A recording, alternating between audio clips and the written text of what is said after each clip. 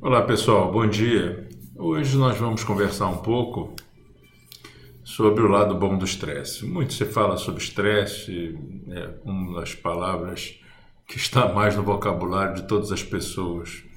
Mais de 700 milhões de inserções quando se procura no Google, uma quantidade imensa de citações sobre estresse.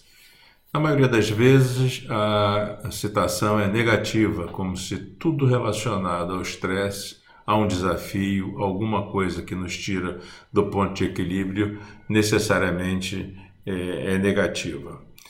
Hoje, a finalidade dessa conversa é o contrário, é destacar o que tem de bom diante de um desafio, que nos provoca desequilíbrio, estresse, ansiedade, preocupação, mas também nos faz progredir.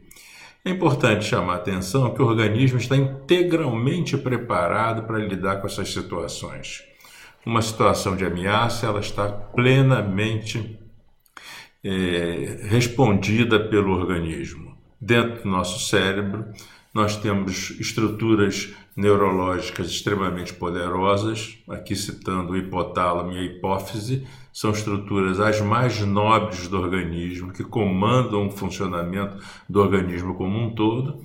O hipotálamo, através do sistema nervoso autônomo, ele age independente da nossa vontade, através do sistema simpático, e a hipófise, através do hormônio adrenocorticotrófico, a CTH, também comandando as glândulas do organismo.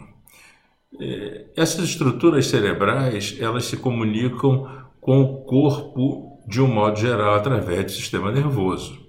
Então, da estrutura que nós vemos ali dentro da cabeça, dentro do cérebro, até as glândulas suprarrenais, se dá a fluidez desse estímulo cerebral produzido diante de uma posição de equilíbrio, de ameaça ou de desafio.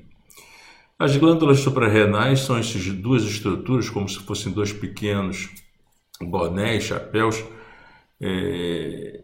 sobre cada um dos rins, e as glândulas suprarrenais são extremamente poderosas para deixar o organismo habilitado e pronto para responder diante de uma situação de ameaça. As glândulas suprarrenais, elas têm duas camadas, uma camada externa, chamada córtex, e uma camada interna, que é chamada medula. A córtex produz os conhecidos hormônios corticoides, que todos sabem os seus efeitos sobre o organismo, e a medula produz as catecolaminas. Ambas secreções hormonais atuam sobre o conjunto de aparelhos do organismo. Vamos ver. Os corticoides têm a responsabilidade de aumentar a mobilização de proteínas e gorduras para a circulação, o que faz com que tenhamos mais combustível para que o organismo opere, e o hormônio corticoide tem uma ação importante na redução dos processos inflamatórios. Então, diante até de uma ameaça, alguém que tem alguma queixa inflamatória, uma dor articular ou algo, diante dessa situação haverá uma redução dos seus sintomas. Já a secreção das catecolaminas, produzidas pela medula da suprarrenal, elas aumentam a resposta cardiovascular, quer dizer, aceleram o coração e com isso leva mais oxigênio e sangue para todo o organismo, aumenta a respiração, aumentando a oxigenação, aumenta o suor, a perspiração, reduzindo a temperatura de um organismo que trabalha numa velocidade metabólica maior, produzindo mais calor interno, aumenta o fluxo de sangue para os músculos e o tônus muscular, o que faz que diante de uma situação em que eu preciso correr, me mobilizar rapidamente, esteja pronto para fazê-lo, e aumenta a minha capacidade de atenção devido ao aumento da atividade cerebral. Com isso, nós vemos que o organismo está plenamente pronto para responder diante de uma situação de ameaça.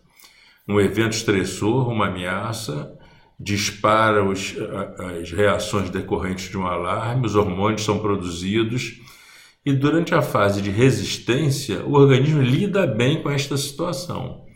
Mas é preciso eliminar o agente estressor. O organismo não tem, como qualquer outra máquina, a capacidade infinita de trabalhar permanentemente. Se não eliminarmos o agente estressor, que é fundamental, nos apropriarmos a ele, nos ajustarmos, nos capacitarmos, lidarmos com a situação podemos entrar na fase de exaustão. Aí sim, o estresse, que até então estaria sendo bom, ele pode se tornar negativo.